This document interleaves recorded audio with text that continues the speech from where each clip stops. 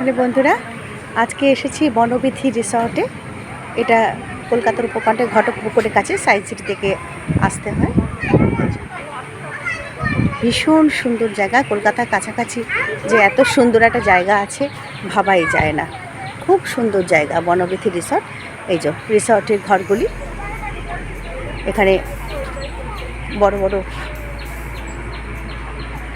Room আছে। এই যে রিসর্টের ঘরগুলি এবং টেন্টও আছে।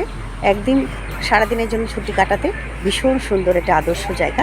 প্রচুর লোক এখানে আসেন, একদিন দুদিনের জন্য স্টেও করেন।